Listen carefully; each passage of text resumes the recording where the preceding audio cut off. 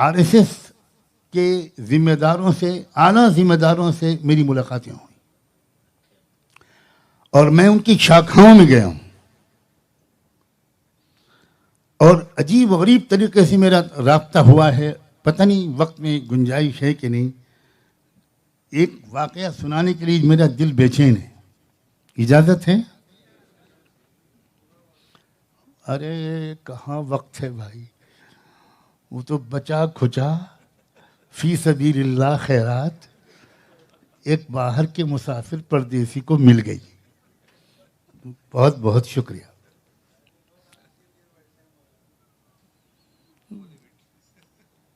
अब आपने सबको सजा दे डाली। क्या कह रहा था मैं? एक वाक्य सुनाना। हाँ, मैं जब लखनऊ में रहता था, अब तो ज़्यादातर मेरा क़याम महाराष्ट्र में रहता है।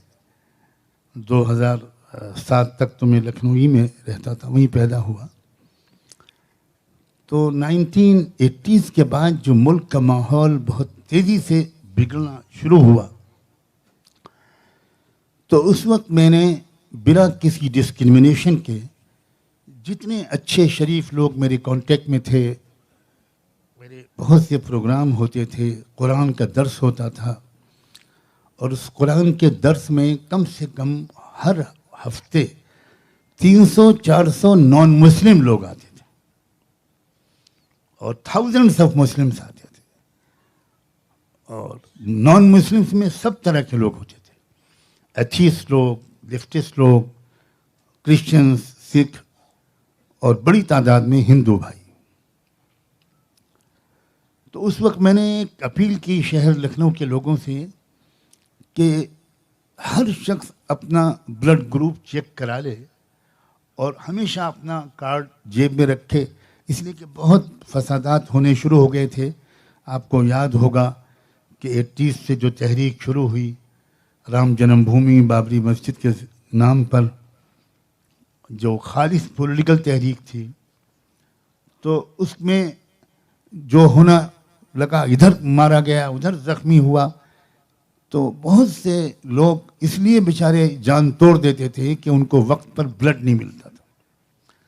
हमारे लखनऊ मेडिकल कॉलेज के कुछ सीनियर डॉक्टर्स ने ये कहा कि मौलाना, अगर किसी तरह ब्लड मिल जाया करे तो बहुत सी जानों को बचाया जा सकता है।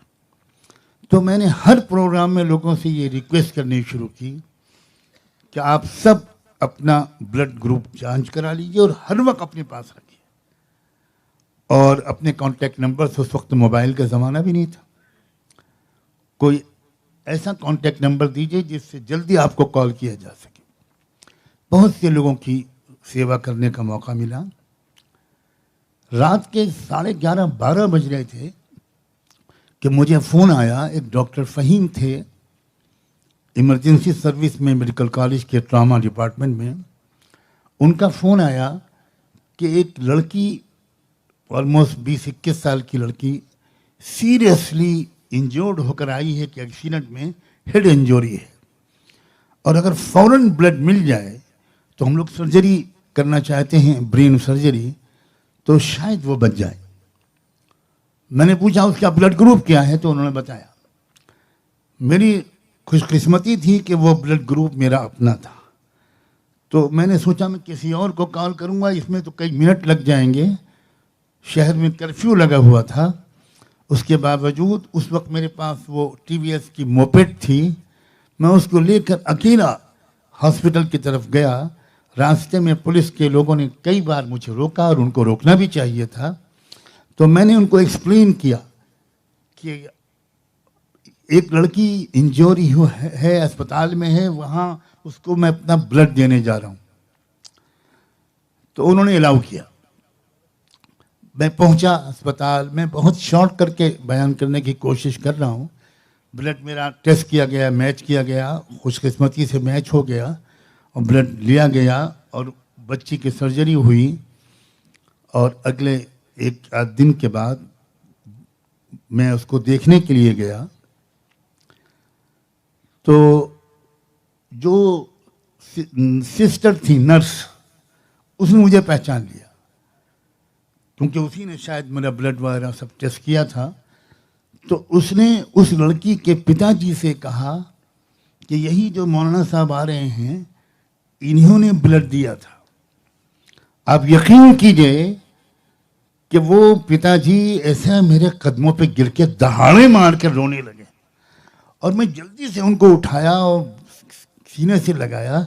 मैंने कहा, आप क्या कर रहे हैं, ये क्या कर रहे हैं? कह रहे नहीं साहब, आप देवता हैं, आप ये हैं, आप वो हैं, मेरी एक ही औलाद, ना मेरा कोई बेटा ना कोई मेरी कोई बेटी, एक ही बेटी, और उसको आपने बचा लिया। मैंने कहा, बचाने वाला सिर्फ एक मालिक है, उसने बचाया है। खैर वो ठीक हो गई, बच्ची बिल्कुल फिट हो गई। तो वो लोग बजाय किसी मंदिर में जाने के पहले या कहीं और जाने के बजाय वो 6-7 लोग परिवार के मेरे घर पर आए, मिठाई वगैरह का डिब्बा लेकर, और उन्होंने वहाँ मुझे बताया कि मैं फलां डिस्ट्रिक्ट का आरएसएस का प्रचारक हूँ। ये मैं आपसे कहना चाहता हूँ, बात करना बहुत आसान है, असल ताकत अमल में होती है। उसके बाद अब आगे मैं क्या आपको बताऊं कि क्या इनकलाब आया उस शख्स के अंदर, उसी का जरिया था। उसने कहा, नोमानी साहब, अब मैं उस वक्त तक नहीं मानूंगा जब तक कि आपकी सैकड़ों आरएसएस के लोगों से मुलाकात न कराऊं।